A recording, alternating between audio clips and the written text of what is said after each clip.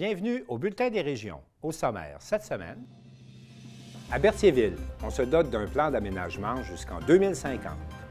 À Amqui, le deuil se poursuit. À Saint-Félix-de-Valois, on découvre un squelette de beluga datant de la mer de Champlain. À Donnacona, une radio web pour l'école secondaire. À Saint-Angèle-de-Mérici, Richard Z. Sirois présente son livre « Le vinyle de l'insomniaque ». À Grande-Rivière, des beaux jeunes s'entraînent pour une bonne cause. À Gaspé, un grand Ripfest en juillet prochain. Et enfin, à Petite-Rivière-Saint-François, c'est la 30e édition du Massif Open. Bonne émission!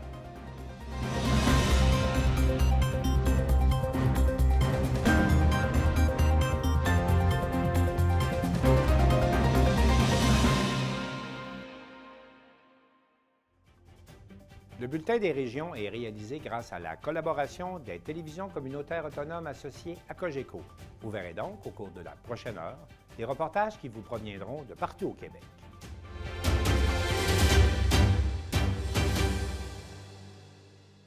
À quoi ressemblera la ville de Berthierville dans 30 ans? C'est la question que la municipalité a posée à ses citoyens dans le cadre de l'élaboration de son plan d'aménagement Berthierville 2050. Un reportage de Daniel Yvon de CTRB.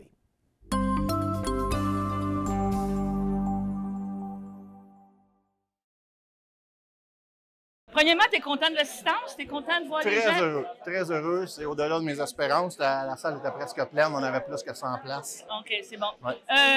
Es-tu fier de ce qui a été présenté? Je suis très fier du travail qui a été fait depuis l'année passée. Depuis le début, quand on a commencé à imaginer comment on pourrait aménager le territoire. Les premières rencontres avec l'atelier urbain, déjà, on sentait qu'il y avait une belle chimie entre nous et eux et qu'ils comprenaient c'était quoi nos besoins puis où est-ce qu'on voulait un peu s'en aller avec notre projet d'aménagement. Je pense que la présentation aujourd'hui, ça reflète exactement, premièrement, la vision qu'on avait, mais ils ont été à l'écoute aussi des citoyens et des promoteurs.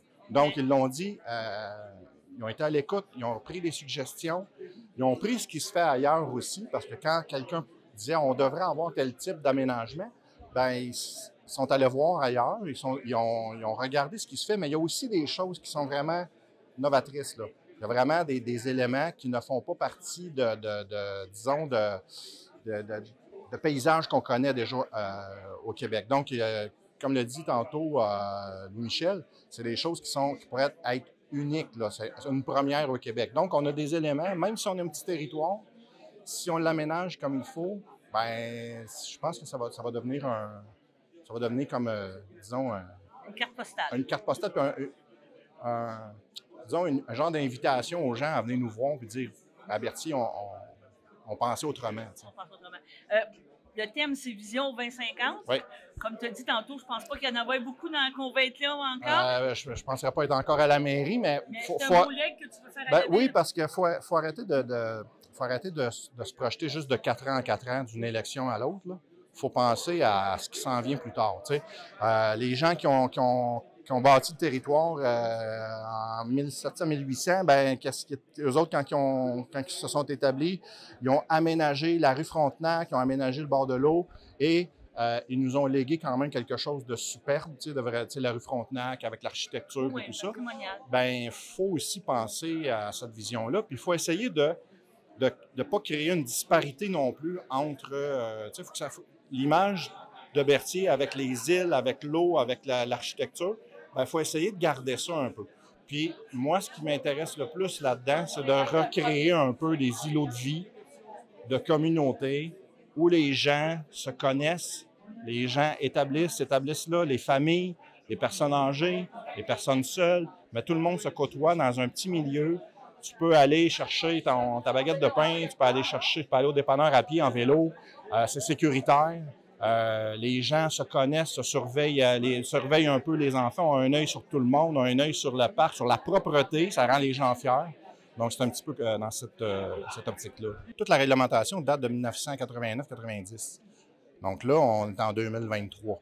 Puis là, on a une suggestion d'aménagement et là, il y a des zones qui sont délimitées Et là, il faut écrire pour chaque zone qu'est-ce qu'on veut avoir, qu'est-ce qu'on veut permettre. Autant l'industriel, le multilogement, les parcs, les quartiers, les espaces verts à aménager, les pistes cyclables. Donc, il faut quand même tout réécrire. Il y a quand même du travail. Là, ce soir, on prend encore des suggestions. Les gens vont dire, ben, tu sais, avez-vous vu telle affaire quelque part? Avez-vous pensé? Parce que il peut y avoir des choses qu'on a imaginées, mais que peut-être que techniquement, qu'on doit modifier. Bon, hein, puis des fois, tu sais, on est mieux à plusieurs à réfléchir puis à avoir les idées de tout le monde. Donc, on prend ça, on prend les idées, l'atelier urbain va retourner à la table puis va nous pondre quelque chose, disons, à partir des suggestions, en délimitant le zonage un peu, en nous suggérant, puis après ça, ben nous, on va s'asseoir puis on va devoir réécrire. Il y a beaucoup de travail à faire. Donc, présentement, dans le multilogement, on travaille avec le règlement sur les usages conditionnels. Fait que ça demande beaucoup de travail au comité d'urbanisme. Ça demande beaucoup de travail aussi au conseil parce qu'on a souvent des demandes. Faut comme un peu étudier chaque projet qu'il y a présentement. Mais c'est quand même, je pense que c'est un travail qui est super intéressant. On sait que ça va avoir une valeur incroyable pour les années à venir. La première question que j'ai à vous poser, c'est que quand la Ville de Berthier vous a appelé ou que vous avez fait une proposition, comment vous vous êtes senti? On a été vraiment fascinés. Quand on arrive à Berthier, des fois, peut-être que les gens de Berthier ne s'en rendent pas compte, mais de l'histoire de Berthierville, avec les belles maisons sur le bord du fleuve, les beaux paysages sur les chenals, sur l'archipel aussi. Les terres agricoles qui sont encore en culture et on a été impressionnés du potentiel avec tous les terrains qui sont encore dans le territoire urbain, mais encore non développés.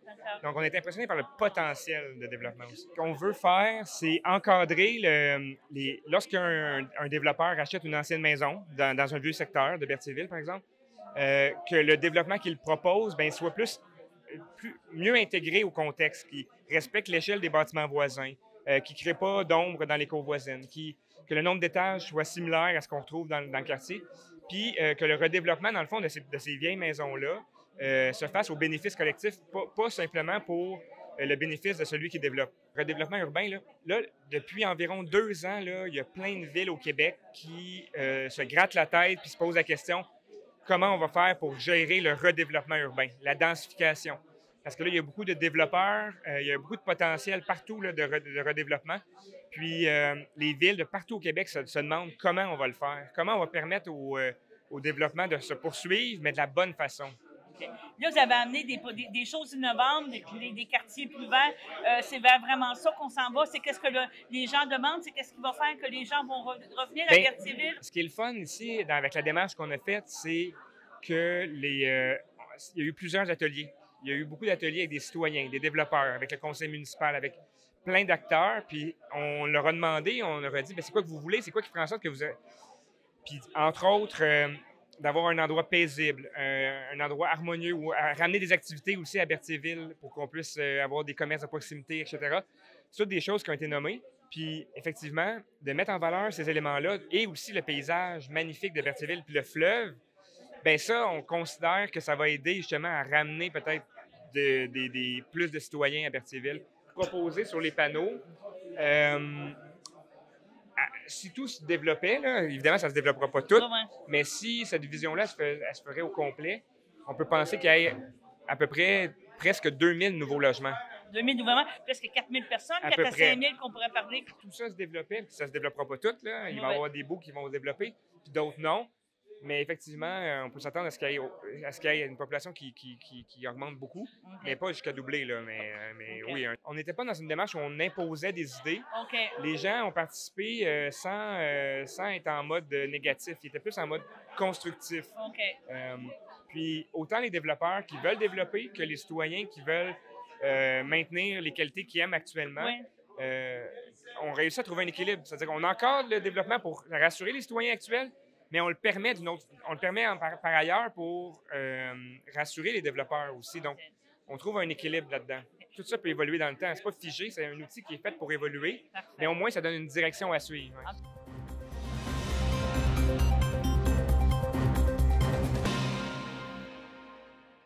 Le deuil se poursuit à Amqui une semaine après le tragique événement et j'ai fait le point avec Émilie Chouinard, qui est la directrice de TVC Matapédia.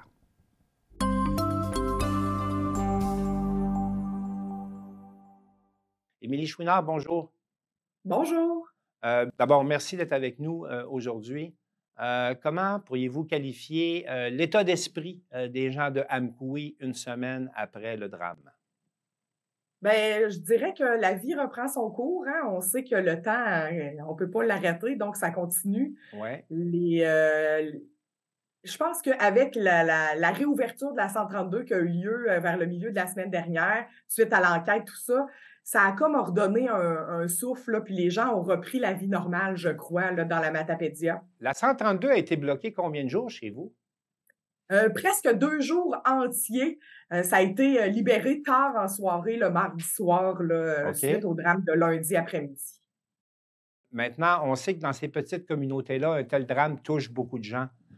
Quel esprit de solidarité s'en dégage, là? Parce qu'on a l'impression, peut-être à distance, mais que tout le monde est vraiment touché de près là, par ce drame chez vous. Comment ça a réagi Ah, une semaine après les événements? tout le monde est touché de près ou de loin. On connaissait tous quelqu'un qui a été impliqué dans ce OK. tragique événement. Je dirais qu'une semaine plus tard, il y a eu des très beaux gestes de solidarité matapédiens, même canadiens, qui ont été vus là, durant la semaine. La tour du CN a fermé ses lumières à Oui. Toronto à 5 minutes au début de chaque heure. Ça a été très touchant. Un pont a été illuminé en mauve à Montréal aussi.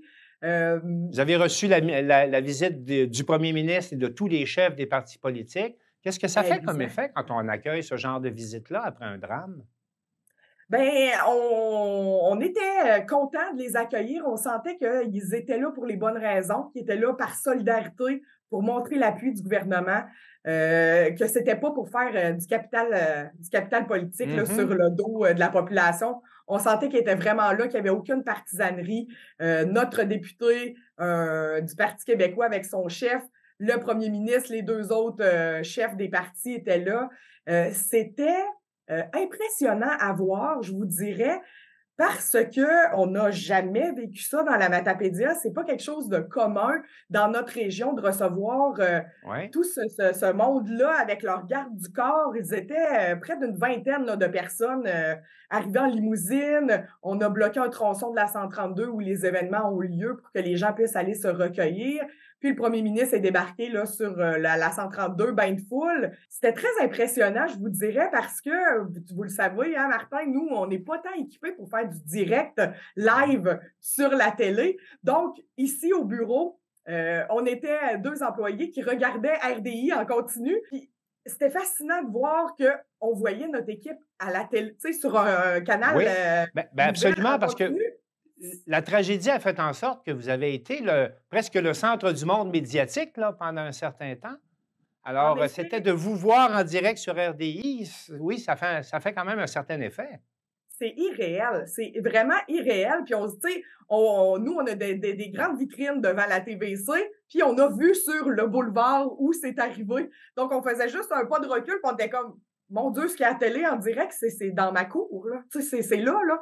C'est complètement irréel. On dirait que j'ai l'impression que là, la poussière commence à Oui. retomber, mais pas retomber. Les médias, les grands médias sont partis parce Sont- qu'il y en avait de partout, là, de Québec, de Montréal. Il y a des chaînes anglophones qui étaient ici aussi. La presse écrite aussi, tout le monde était là. Donc là, ils sont partis. Maintenant, il reste que nous, notre petite communauté, nos peines.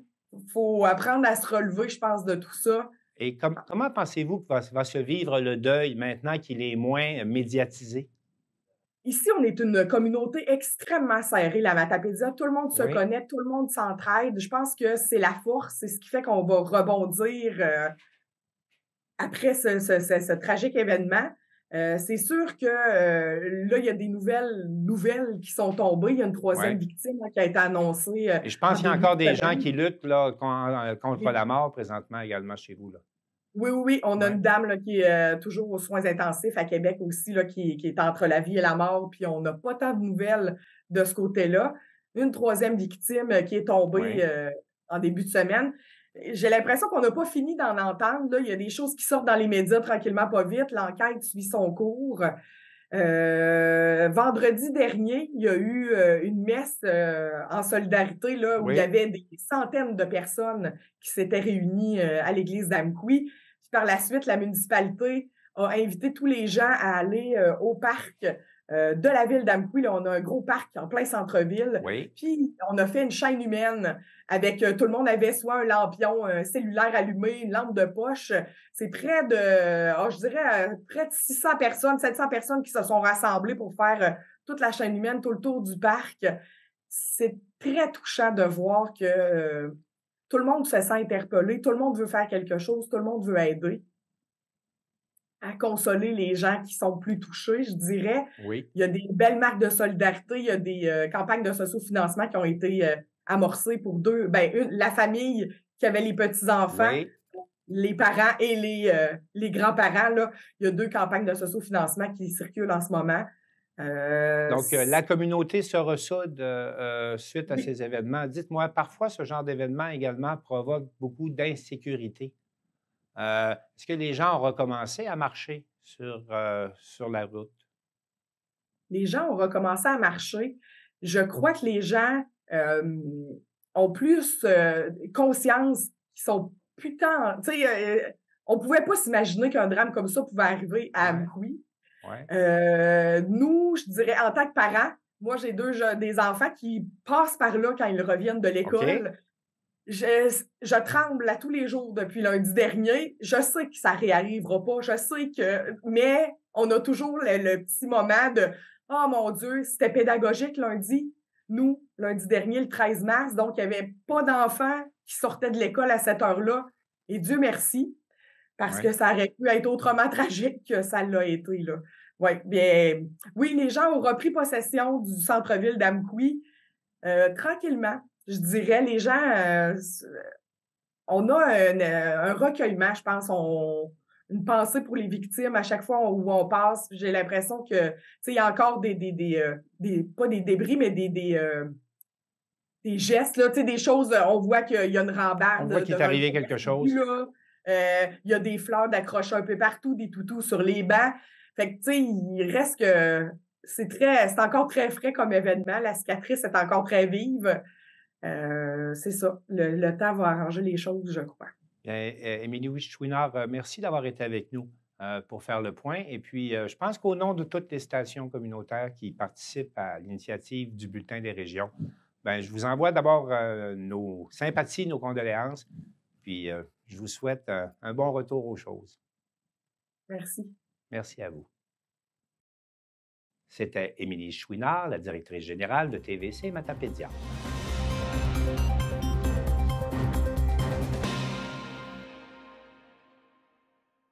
Jean-Pierre Gagnon de CTB TV à Saint-Gabriel de Brandon nous présente Félix, qui est un beluga fossilisé et qui a été découvert à Saint-Félix-de-Valois.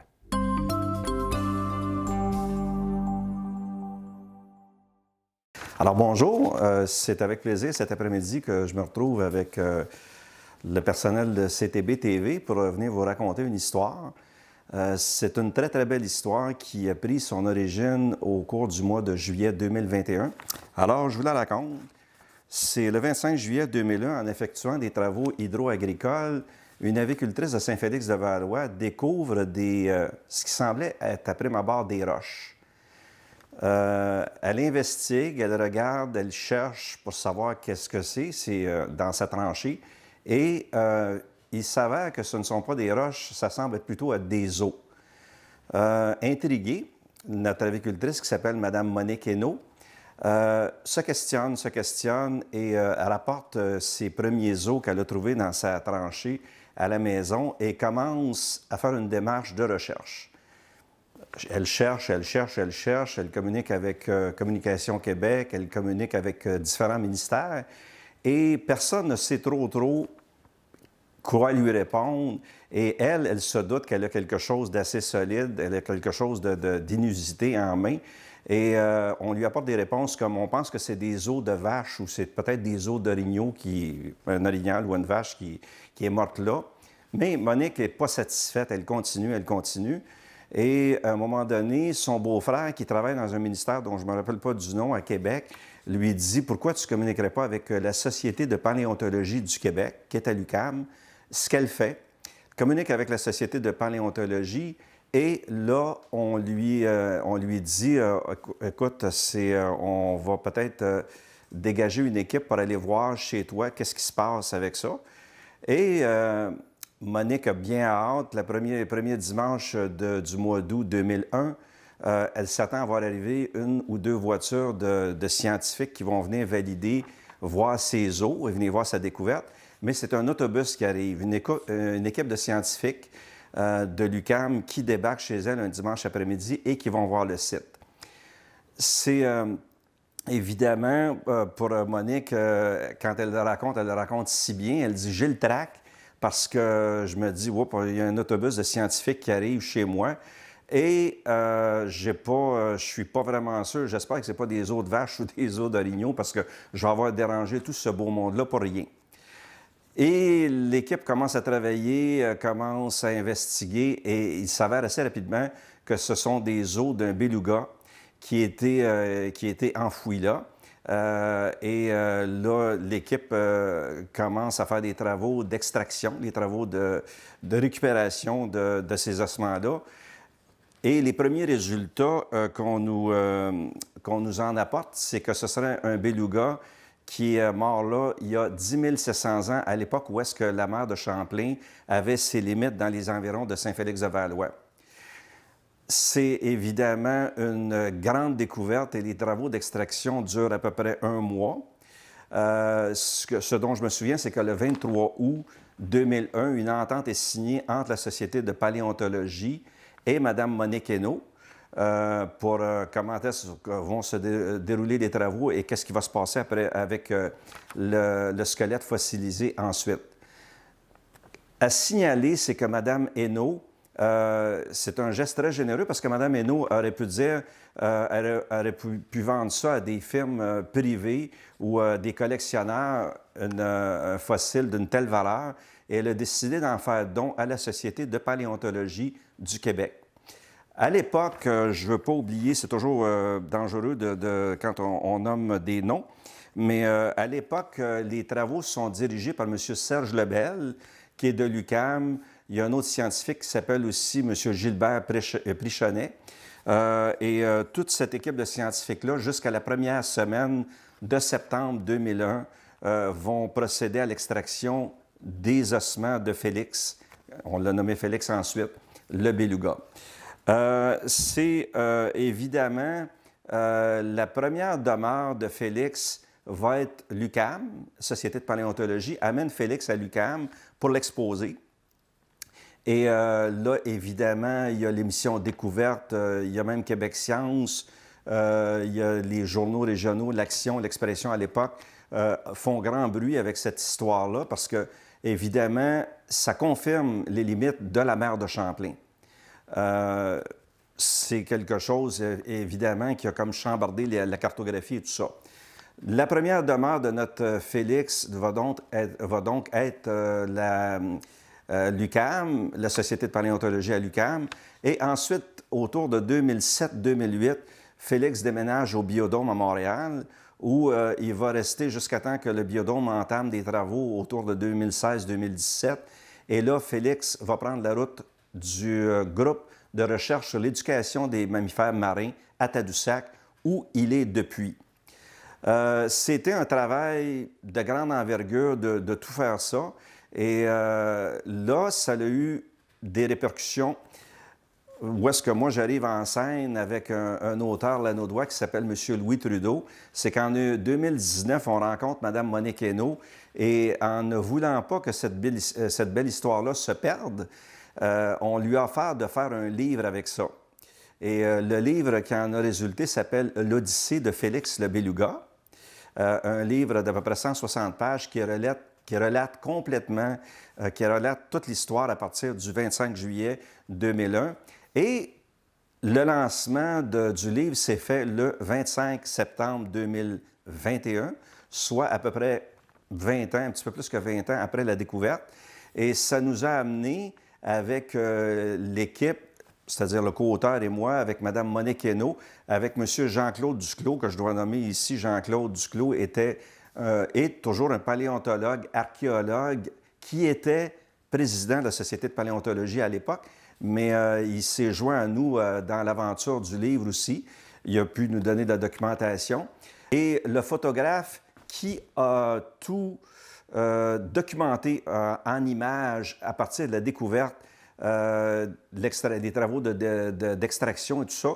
M. Murray, depuis le 25 juillet 2001, allé jusqu'à aujourd'hui, jusqu'aux événements qu'on a fait. On a fait des lancements, on a fait des conférences à 9 endroits dans la région, aller jusqu'à Tadoussac, l'île Verte. L'Odyssée de Félix le Beluga, qui est la collection Les richesses du parcours, qui a été édité par l'Organisme des bassins versants de la zone Bayonne. Ce livre-là est en vente à CTB TV au prix modique, toujours très modique, de 20 plus les frais d'expédition. Donc, ne vous gênez pas si vous pouvez vous procurer ce livre-là qui relate toute l'histoire de la découverte de ce squelette fossilisé de beluga le 25 juillet 2001.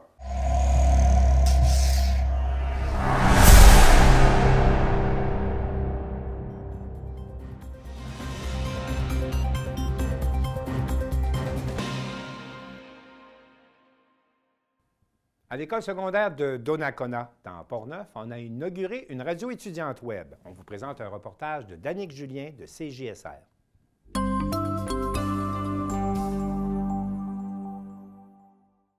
Yo la gang, bienvenue à la première émission de ESDO Radio. Je pense que pour ça, ça mérite quand même une main d'applaudissement. C'est pas bien. C'est ce mardi 14 mars dernier qu'a eu lieu le lancement officiel de ESDO Radio, la nouvelle radio web de l'école secondaire de Donnacona, propulsée par radiojeunesse.ca. C'est après avoir reçu une invitation de la part de Radio Jeunesse que Gabrielle Delisle, la technicienne en loisirs de l'école secondaire de Donnacona, a mis en marche le projet qui a attiré 11 jeunes, dont la plupart proviennent du niveau de secondaire 1. Salut Gabrielle, comment ça va? Allô? Hey, j'aurais quelques questions pour toi. Oui, vas-y.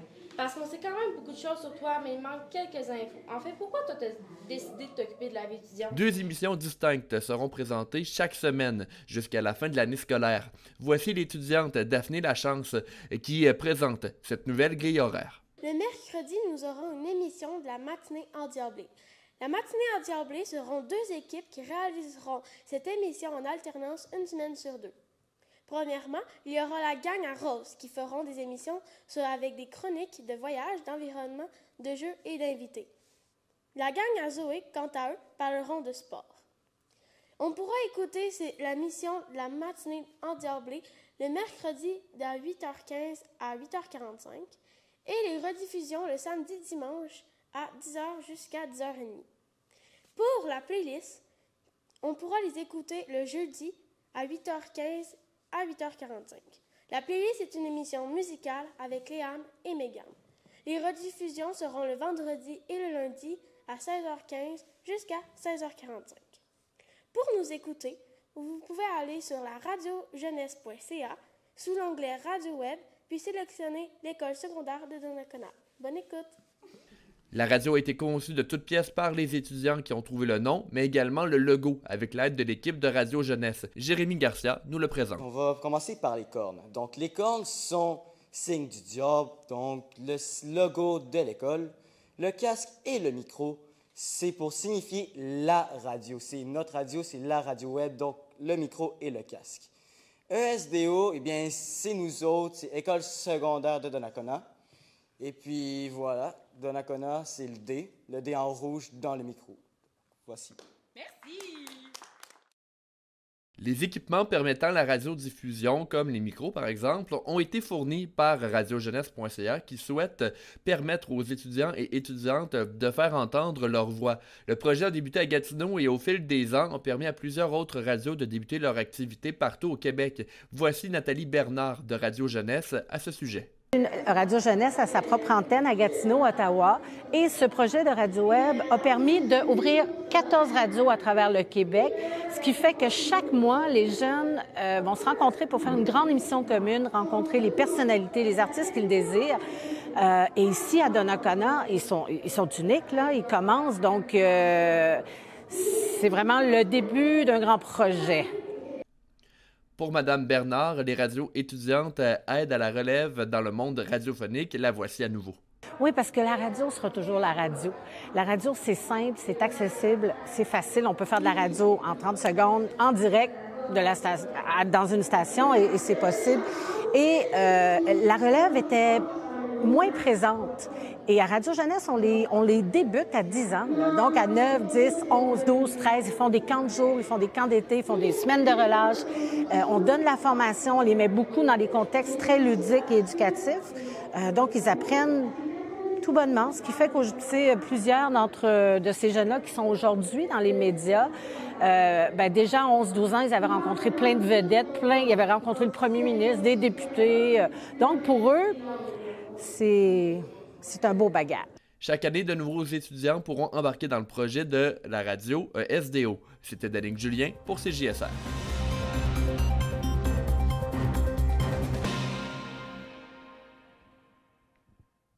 Marc Després de TV Métis s'entretient maintenant avec Richard Z de Sirois, qui était de passage à Saint-Angèle-de-Mérici pour présenter son livre « Le vinyle de l'insomniaque ».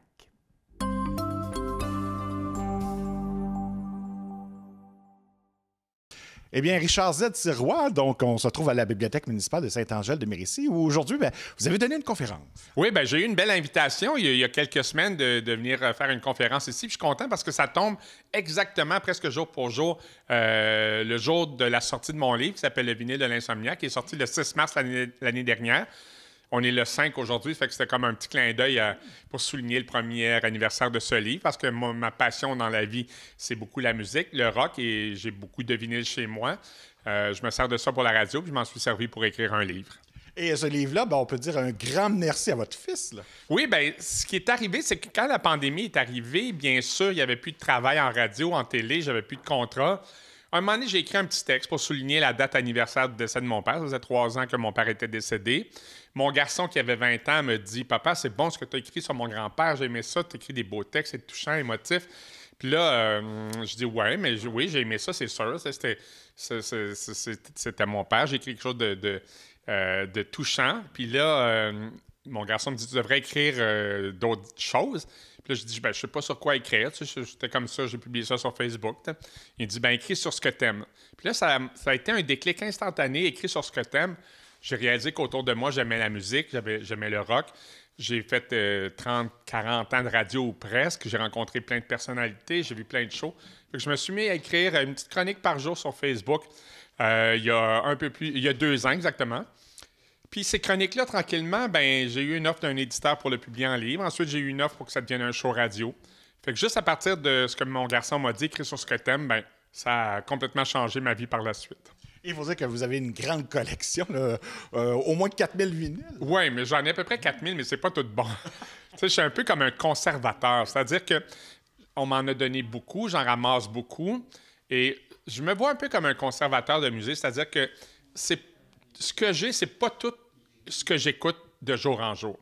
Mais ça peut servir à la radio. Exemple, quand René Martel est décédé, c'est pas ce que j'écoute instinctivement, René Martel, en dépit du fait que je reconnais son immense talent. Quand elle est décédée, j'allais à la radio. J'avais un disque de René Martel chez moi en parfait état. Je m'en suis servi à la radio. Quand Mark Hamilton est décédé, Mark Hamilton est né proche de Matane. Quand il est décédé, un vendredi, j'allais à la radio encore une fois et j'avais ça chez moi. Donc, c'est un peu comme des outils pour moi, comme un menuisier a des marteaux puis des tournevis, puis il ne sert pas nécessairement sa scie électrique à chaque jour, mais il l'a au cas où. Et moi, quand j'ai écrit mon livre et quand j'écris mes chroniques, ou quand je travaille à la radio, j'ai beaucoup de choses qui peuvent servir, c'est ça, comme un outil de travail, dans le fait. Et comme outil de travail, vous avez eu à vous adapter en quelque sorte, parce que, c'est beau vouloir écrire un livre. Donc, pour vous, là, vous n'êtes pas nécessairement très technologique. Là. Je suis zéro techno. Chez nous, j'ai des vieilles cartes d'hockey, j'ai des vieux appareils photo, j'ai des vinyles. J'ai écrit mon livre à un doigt sur mon téléphone cellulaire pendant 1 an, en tenant mon téléphone comme ça, coupé, copié, collé, à 3-4 pages par jour. Et je faisais tellement pitié que j'ai une ex qui m'a envoyé un portable. La blonde de mon gars m'a envoyé une tablette, mais je continue à écrire sur mon cellulaire. C'est sûr que c'est long, à un doigt, à 3-4 heures par jour, mais au bout d'1 an, ça a donné le livre que j'ai sorti, puis j'en suis très, très content, très fier. Il n'y a pas un mot que je changerais dans ce livre-là 1 an plus tard. Et même votre maison d'édition qui vous a envoyé un peu d'aide là, pour les premiers textes. Oui, bien tout à fait. C'est parce que je publiais depuis 2 mois une chronique par jour sur Facebook dans le groupe Le Vinyle de l'Insomniaque. Là, la maison d'édition me contacte. Le boss de la maison d'édition me dit il y a des employés au bureau qui lisent tes chroniques. Voudrais-tu faire un livre? As-tu déjà... J'ai jamais pensé faire un livre avec ça. J'avais 65 ans. Avoir voulu faire un livre, j'aurais fait avant. Mais là, il me dit, en tout cas, on est intéressé. Peux-tu nous envoyer tes textes? Et j'ai répondu, je ne sais pas comment. Mes textes étaient sur mon téléphone. Je ne savais pas comment... Les sortir de là? Comment les sortir de là pour y envoyer? Puis là, il me dit, oui, mais si tu perds ton téléphone, on n'a plus de contenu, on n'a plus rien. J'ai dit, oui, mais je sais comment envoyer un texte par jour à la papeterie au coin de chez nous. Je fais leur adresse email, tout ça.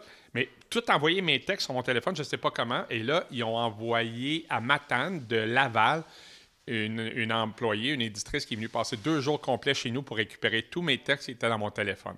Et même, vous êtes quand même débrouillard pareil, parce que vous preniez le temps de photocopier vos... Oui, bien, c'est parce que j'avais le même réflexe. Je me disais, si je perds mon téléphone, et un texte à la fois, je savais comment l'envoyer à la papeterie, en faisant l'adresse de la papeterie sur email, en prenant mon texte qui était dans ma section notes de mon téléphone, mais je ne savais pas comment tous les regrouper pour les envoyer. Alors, ils sont venus 2 jours chez moi pour récupérer tous les textes, évidemment, un peu avant la publication, là. Ouais. Et à ce moment-là, donc, est-ce que vous pensiez que cette belle aventure-là, de cette phrase peut-être anecdotine de votre fils, allait devenir cette belle aventure? Ben non, c'est impossible. Moi, quand je suis déménagé à Matane en septembre 2020, c'était la pandémie. J'avais dans ma tête, je m'en allais à Matane prendre ma retraite dans la maison de mon grand-père. Je pensais jamais, dans ma tête, ma vie professionnelle s'arrêtait là. Puis c'était parfait, j'ai eu une belle carrière. Et là, la phrase de mon garçon qui dit « Écris sur ce que t'aimes », ça m'a valu un livre. Et pas juste ça, à cause de ça, le propriétaire des stations de radio Arsenal Média, qui était dans mon groupe, le Vinyle de l'Insomniaque, m'a, lui, de son côté, offert un show radio à partir de vinyle aussi. Fait que ça a tout déboulé, des choses vraiment imprévues à partir d'une phrase qui change ta vie quand mon garçon m'a dit « Écris sur ce que t'aimes ». Et bon, ce fameux livre-là, faut d'abord dire, c'est pas une encyclopédie du rock, là, c'est des choses que vous aimez. Là. Oui, bien, c'est parce que en ce moment, en 2023, si tu veux avoir la carrière, la vie professionnelle, la vie intime de quiconque, en 3 clics sur Internet, je fais YouTube, vie personnelle, vie intime, chum, blonde, blablabla, discographie, j'ai tout ça. Fait que il n'y a plus rien que tu peux ajouter dans un livre. La seule façon de créer un intérêt, c'est jumeler la musique que j'ai écoutée depuis que je suis adolescent à des souvenirs. Fait que tout au long du livre, des fois, des souvenirs me rappelaient la musique que j'écoutais à ce moment-là, ou des fois, c'était l'inverse. J'écoutais un vinyle. Excuse-moi. J'écoutais un vinyle, puis ça me rappelait une anecdote personnelle. Fait qu'exemple, mon premier French Kiss sur Oh Darling des Beatles, que je raconte, ma première peine d'amour sur un album de Supertramp, sur le fait que la sœur de ma blonde de l'époque sortait avec un gars d'harmonium, tu sais. Fait que j'ai tout jumelé ça pour parler d'un vinyle et toujours avec un aspect de ma vie personnelle ou carrière ou autre. Ça semble avoir plu à votre public, puisque, bon, sur 7000 livres publiés, il y en a déjà un bon 5000 qui ont trouvé preneur. Oui, bien, c'est un succès au Québec dans les livres, c'est entre 3000 et 5000 copies à peu près. Moi, je viens de dépasser 5000. Il doit en rester 1400 quelques à vendre. Je suis très content de ça. C'est sûr qu'à l'occasion, il y a quelque chose qui se vend à 200 000 copies, mais la grande moyenne des livres, c'est à peu près entre 3 000 et 5 000. Fait que moi, ça me suffit amplement. Ça a été très amusant à faire. Et j'assume complètement d'être rendu à peu près à 5 000. Et à ce moment-là, bon, pour vous, est-ce qu'il pourrait y avoir une deuxième édition éventuellement? Bien, j'ai d'autres textes en réserve. Est-ce que la maison d'édition, c'est sûr que c'est juste à la limite d'être rentable pour une maison d'édition. Je n'ai pas encore de texte pour en faire un deuxième. Ça avance tranquillement, mais si ça ne devient pas une deuxième édition, c'est pas grave. J'aurais au moins fait ça dans ma vie, d'écrire un livre, ce que je ne pensais jamais faire avant. Et le tout à partir d'une passion que vous aviez déjà en plus. Ben oui, parce que je fais en 2023 ce que je voulais faire au début de Rock et Belles Oreilles. C'est-à-dire, Rock et Belles Oreilles, en 1981, c'était une émission de radio sur le rock.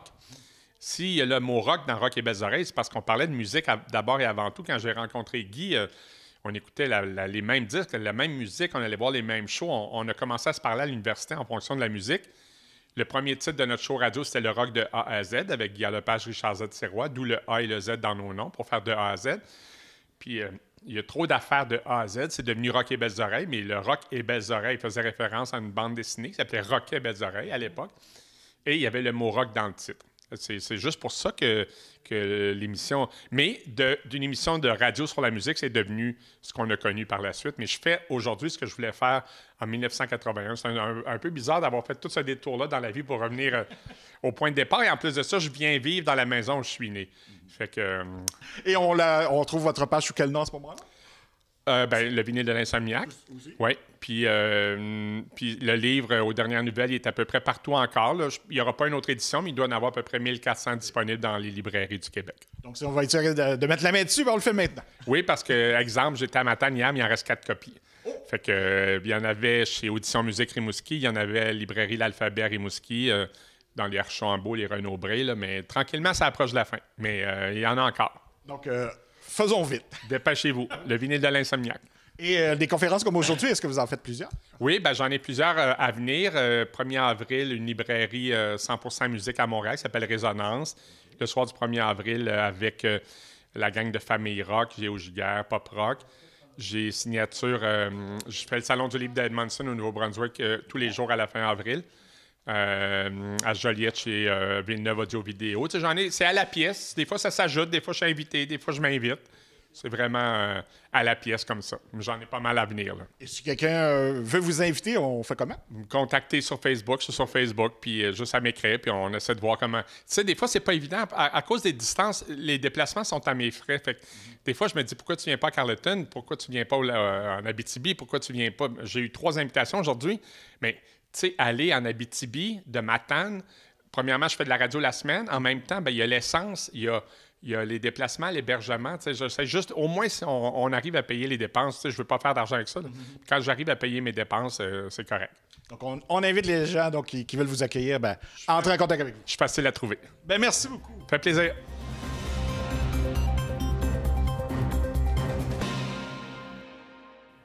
En mai prochain, 38 étudiants de l'École secondaire de Grande-Rivière participeront au défi Pierre Lavoie et Jean-Denis Laperrière de TVC-GR les a rencontrés pour savoir qu'est-ce qui les motive à se préparer pour cet événement.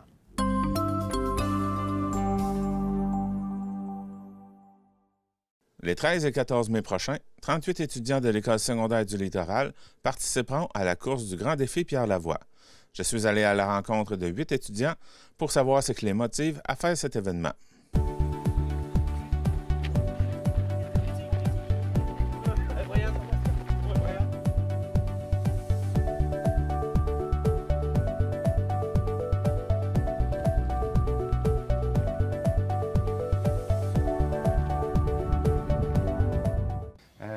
C'est quoi le but du Grand défi Pierre Lavoie? C'est une course de 270 km entre Québec et Montréal. Puis pour y parvenir, on s'entraîne 2 fois par semaine, beau temps, mauvais temps. On aime ça à l'automne, puis au printemps, des fois. Au printemps, c'est sûr qu'il y a beaucoup d'eau. À l'hiver, il fait froid, c'est souvent dur d'y aller. La motivation n'est pas toujours là, mais c'est ça. On attend de faire le défi depuis secondaire 1, mais on a juste la possibilité de le faire cette année à partir de secondaire 4, donc on est très contente. Pour aller faire ce défi-là, ça prend des motivations. Quelles sont-elles? Bien, dans le fond, il y a surtout améliorer sa condition physique parce qu'on court, comme mon ami l'a dit, 2 fois par semaine. Avoir des meilleures habitudes et surtout se dépasser en faisant le défi Pierre Lavoie. Le fait de devoir vous entraîner l'hiver, vu que ça doit être plus dur sûrement, rendu au défi, est-ce que ça devient ça devient plus facile à faire? Bien, c'est certain que pour courir l'hiver 2 fois par semaine, ça prend beaucoup, il faut être persévérant, puis ça prend de la motivation. Fait que ça nous prépare. Le défi Pierre Lavoie, c'est un grand défi, c'est très dur, fait que ça nous prépare pour ça, c'est certain. Quels sont les impacts de pouvoir participer au défi? Mais c'est sûr, c'est vraiment le fun parce que ça nous crée comme une grosse famille, on est tout ensemble. Puis c'est sûr que de s'entraîner 2 fois par semaine, ça nous rapproche plus. Puis dans l'autobus, secondaire 1, secondaire 5, on est tout ensemble. Fait que ça fait que ça nous crée une grosse famille. Puis moi, je suis en secondaire 1, fait que je peux connaître du monde de secondaire 2, 3, 4, 5 grâce aux défis. Donc, participer au défi, ça doit pas être gratuit non plus. C'est quoi combien que ça coûte pour aller là? Ben, cette année, le défi, ça nous coûte 35 000 ce qui est 10 000 de plus qu'en 2019, la dernière fois que l'école a participé. Pour ça, on a ramassé beaucoup d'argent. Il y a des commanditeurs qui nous aident beaucoup. On a aussi vendu du chocolat à l'automne. Puis bientôt, on organise un souper spaghetti, donc le 25 mars. C'est de 4h30 à 8h. Tout le monde est le bienvenu. On vend des billets, nous, les élèves. Sinon, le soir même, il va y avoir des billets disponibles à l'entrée. Il va aussi y avoir, durant la soirée, une animation du Parlement étudiant et un tirage. Puis, vous allez faire aussi une simulation de course. Oui. Le 15 avril, on fait une simulation de course. Fait qu'on va faire une dizaine de relais de 1,5 km toute la journée. Puis, ils vont aussi organiser des activités pour faire bouger la communauté. Puis, il va y avoir des informations qui vont vous être données dans les semaines plus tard. Qu'est-ce que ça représente pour vous autres, le défi? Bien, le défi, c'est important pour nous. C'est une activité qui est quand même assez unique. C'est pas dans toutes les écoles qu'on peut avoir ça. Les élèves du primaire ont hâte de venir à l'école pour faire le grand défi. Ça nous permet de rayonner à travers le Québec. On a fait des podiums les dernières années. On est capable de rayonner. Fait que c'est important pour nous pour ça. Il y en a d'entre vous autres qui ont commencé dès la 6e année à participer au club de course? Oui, effectivement, on a eu cette chance. Fait que dans le fond, depuis la 6e année, on participe au club de course. On a eu la chance, dans le fond, de participer une fois au Grand Défi Pierre-Lavoie. À cause de la pandémie, il n'y en a pas eu. Mais malgré ça, on a continué à rester dans le club de course pour s'améliorer. Donc, est-ce qu'il y a quelque chose d'autre que vous aimeriez ajouter? Oui, bien, pour terminer, merci à tout le monde qui nous a encouragés et on vous invite à continuer en nous aidant dans les activités qu'on organise.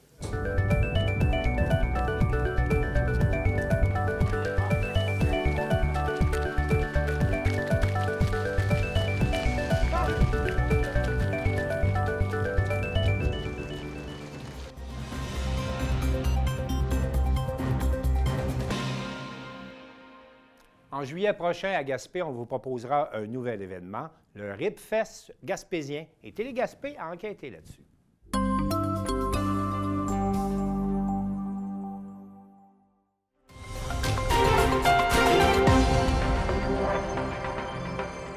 Ouais, moi, c'est Danny Blanchette du Club Lyon de Gaspé, organisateur du RIPFest gaspésien, de la première édition du RIPFest gaspésien. Alors pourquoi avoir choisi un RIPFest dans les événements qu'on aurait pu créer? Pourquoi avoir choisi spécifiquement un RIPFest? Depuis 2019 que cette idée-là a commencé à germer dans ma tête. J'avais été approché par un groupe de ribbers, de maîtres du grill, ou qu'on peut appeler comme ça. Et ça avait germé, avec ce qui est arrivé en mars 2020, le projet a comme un peu tombé à l'eau pendant quelques années. Pour être revenu, c'est un événement familial, c'est un événement où on sait, la nourriture attire les foules, c'est quelque chose qui n'existe pas dans notre région. Donc, c'est un peu tout ça. On voulait quelque chose de rassembleur et en même temps quelque chose pour pouvoir redonner à la communauté parce que c'est le but de l'événement. Alors, je sais que la programmation, elle sort petit à petit, mais à quoi les gens pourraient s'attendre lors de cet événement? Bon, premièrement, l'événement est gratuit. Donc, l'entrée sur le site, ça coûte rien. Bien sûr, on va accepter les dons des gens, bien sûr, et on va s'attendre, bien manger, hein, tout ce qui est barbecue, côte levée, poulet, porc effiloché et compagnie. les ribbers sont là exactement pour ça. Il va y avoir d'autres choses aussi, d'autres kiosques sur place au niveau de nourriture. On va avoir, espérons-le, des microbrasseries bien sûr, qui vont être là. On va avoir une zone familiale, donc une zone avec jeux gonflables, peut-être maquillage, un peu de tout. Là, on est en train de tout fignoler ça. On va avoir aussi de la musique le jour, le soir, puis un peu de tout. La variété au niveau musical, des artistes locaux, des nouveaux artistes qu'on n'a peut-être pas entendus à Gaspé, un peu de tout. Est-ce que toi, personnellement, tu as déjà assisté à des événements de ce genre-là ailleurs au Canada, aux États-Unis? J'ai déjà assisté au Québec. C'est un événement qui est quand même... Il y a différentes façons de faire. La majorité des événements du genre au Canada sont organisés par des clubs Rotary. D'où vient l'idée de la personne qui m'avait contacté par rapport au Club Lyon de trouver un organisme qui était capable de mener ça à bien, parce qu'eux, ils ne veulent pas s'impliquer s'il n'y a pas quelque chose qui est redonné à la communauté. Donc, c'est d'un peu le but. Les clubs Rotary, dans certains autres endroits, ça peut être, bon, comme je disais, des clubs Lyon ou un autre organisme, que ce soit des fondations, Rêve d'enfants ou dans ce style-là. D'accord. Alors justement, on parle de redistribuer l'argent des dons ramassés. De quelle façon est-ce que vous allez procéder? En plusieurs étapes, mais bon, une étape qui est sûre pour l'instant, c'est que 100% des dons qui vont être ramassés durant la fin de semaine. Donc, on va avoir des genres de barils de dons où les gens vont pouvoir donner une contribution volontaire pour venir au RibFest. Et tout cet argent-là, 100% des dons ramassés durant cette fin de semaine-là vont être redonnés à la communauté. Comme je disais, ça ne coûte rien pour entrer. C'est 100% bénévolat, donc personne de payé dans notre équipe ou quoi que ce soit. On va inviter des organismes ou des clubs ou des choses comme ça pour pouvoir aller chercher des bénévoles et on va redonner à ces organismes-là. Je ne veux pas en nommer parce qu'il n'y a rien d'officiel pour l'instant, mais on peut parler de clubs sportifs ou d'organismes communautaires qui veulent venir nous donner un coup de main. Puis on va pouvoir, en plus, les aider, eux, en nous aidant, nous, avec des bras, parce que c'est de l'huile de bras qu'on va avoir besoin durant la fin de semaine. Justement, j'ai vu sur votre page Facebook, vous avez lancé un appel pour trouver des bénévoles. Est-ce que vous avez réussi à trouver votre nombre de gens ou vous êtes toujours à la recherche? On est toujours à la recherche. On a quand même eu beaucoup de noms qui se sont ajoutés. Il reste, comme je disais, des groupes de gens à confirmer l'implication et dans quel domaine on va les avoir besoin. On est, dans les dernières semaines, on est allé chercher au niveau commanditaire. Donc, on a besoin des sous, bien sûr, des différentes entreprises ou des institutions qu'on a en place. Fait que ça, c'est notre but principal depuis quelques semaines. Ça avance très bien, mais il reste encore là. La prochaine étape, c'est du côté bénévolat. Puis après ça, on va aller du côté kiosque. D'accord. Alors pour terminer, est-ce que tu voudrais nous donner des détails de quand est-ce que ça va avoir lieu, où exactement? Ben, ça va être le 21, 22 et 23 juillet prochain, donc 2023. Ça va avoir lieu à la halte routière de Gaspé. C'est un RibFest gaspésien, donc c'est toute la Gaspésie qui est invitée. Et outre, donc, il va y avoir des gens d'un peu partout qui vont venir. Les ribbers, donc les fameux maîtres du grill qui vont venir, viennent de partout au Canada. Donc, attendez-vous à quelque chose de très, très bien. De la musique, du manger et des boissons rafraîchissantes. Je pense qu'on ne peut pas demander rien de mieux. Allez, une dernière question. C'est pour toi, et préfères-tu porc effiloché, poulet barbecue ou côte levée? La côte levée est quand même dans mon top au niveau... c'est sûr que c'est moins bon pour la ligne, mais mon Dieu que ça va être bon au goût. Puis il va y avoir une compétition. Il ne faut pas oublier que durant la fin de semaine, les 4 ribbers qui sont là font une compétition un peu amicale et on va avoir des juges invités d'honneur qui vont voter pour meilleure sauce, meilleur poulet, meilleure côte levée. Fait que ça va être un événement qui va être quand même le fun aussi durant la fin de semaine. Ben, merci beaucoup, Danny, pour ces précisions. Et puis, en tout cas, on s'en reparlera sûrement un peu plus tard pour élaborer un peu plus sur la programmation. Merci. Bon, ben parfait. Merci à toi.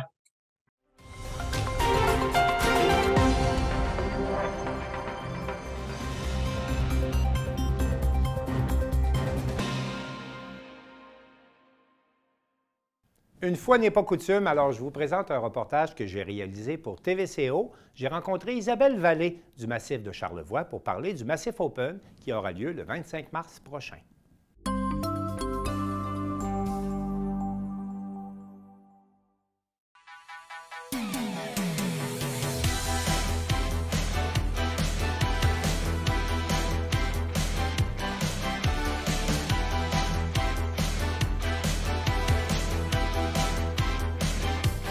Isabelle Vallée, je vous remercie de nous accueillir dans votre bureau aujourd'hui. Quel bureau, n'est-ce pas?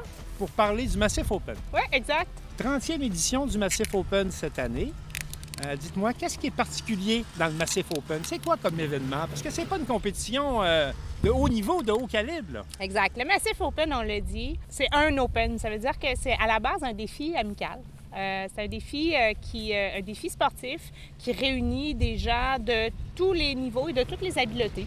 De toutes les disciplines aussi, dans une espèce de course amicale dans laquelle il y a des obstacles ou des épreuves. Au fil des ans, cette épreuve-là a changé. Comment on va faire ça cette année? C'est très spécial. Alors, on conjugue 3 disciplines cette année. On débute dans une portion de bosse, on poursuit avec du ski-ballet et on termine avec du free-ski. Alors, c'est la conjugaison de 3 disciplines et il n'est pas nécessaire d'être un expert, au contraire. Mais est-ce qu'on doit pratiquer les 3 disciplines? Pas du tout. On fait du mieux de nos capacités. Mais, mais là, vous êtes en train de ressusciter le ski-ballet comme tel. Entre autres. Parlez-nous un peu de cette discipline. Écoutez, j'ai très peu d'expertise en ski-ballet. Chose certaine, tout est dans l'artistique. Hein? Puis l'idée d'introduire le ski-ballet dans cette course amicale, ce défi amical-là, parce qu'il n'est pas chronométré, c'est justement de jouer non seulement sur la qualité de skieur ou de planchiste, mais vraiment d'y aller avec les aptitudes et l'attitude dans le parcours. Et la 3e discipline, c'est? C'est le free ski. Alors, c'est vraiment un bout où est-ce qu'on y va, à la soie, tiens. Historiquement, donc, le Massif Open, c'est une fête à laquelle les skieurs sont conviés. Également. Donc, c'est un rendez-vous festif. Et de tous les temps, il y a eu de nombreux souvenirs qui planent au-dessus de la montagne avec le Massif Open. Alors, cette année, la portion festive, elle est du sommet à la base de la montagne. C'est-à-dire que non seulement il y aura le défi amical dans la piste La Cabaret, mais il y aura également, la montagne sera animée du sommet à la base. Alors, on a à la base, à la terrasse de la base de la montagne, un chansonnier. Parce que la compétition, il faut le dire, se tient dans la piste La Cabaret, qui est au bas de la montagne. Exactement. OK. Alors, il y aura une terrasse animée avec chansonnier, Julien Bellumeur. Il y aura également au sommet de la montagne en après-ski, Valère, qui est quand même un groupe qui est bien connu et qui est reconnu pour faire danser les foules ici au Massif. Mais il y a aussi l'ambiance de la buvette de montagne, celle du Camboul. Ça, c'est une nouveauté cette année sur la montagne. Exactement. Donc, cette année, on parle des avant-après-ski. Alors, ça a lieu à compter de 2 heures et c'est animé par un chansonnier. Donc, c'est un happening qui se tient sur la terrasse du Camboul. Et évidemment, il y a barbecue, vin chaud, mais aussi animation musicale. Alors, ça fait partie des nombreux environnements musicaux qui seront offerts cette journée-là. Est-ce qu'on invite les gens à s'habiller d'époque? Ah bien, certainement. Alors, on vous verra à l'habiller d'époque aussi de votre côté. Certainement. Tradition le veut. Oui. On se déguise au Massif Open. Cette année, on célèbre la 30e édition. Alors, en fait, la 30e année, je devrais dire, du Massif Open. Alors, ce qu'on souhaite faire, c'est d'inviter les gens à s'habiller vintage pour l'occasion, donc rétro. Donc apporter des couleurs fluo, à mettre les vêtements des parents, des oncles, des tantes, des gens qui ont participé à des compétitions d'époque. Donc pour bien sûr faire revivre un peu d'histoire et participer à l'histoire de la montagne. Donc pour ceux qui veulent participer à cette fête du printemps, parce que c'est également ça, tout à fait. On rappelle les coordonnées et comment on fait pour participer. Bien, c'est très simple. Alors, pour s'inscrire, on se présente au pub Le Grand-Duc pour s'inscrire au défi amical dans la Cabaret. On se présente le matin au Grand-Duc le matin même. Le 25 mars? Exactement. Oui. On s'inscrit donc là. Et sinon, toute l'animation de la montagne est gratuite tout au long de la journée. Alors, c'est aussi simple que ça, mais le prix d'entrée, l'habillement rétro. Isabelle Vallée, merci beaucoup et bon Massif Open. C'est un grand plaisir. On a bien hâte de retrouver tous les gens de la région pour célébrer avec nous.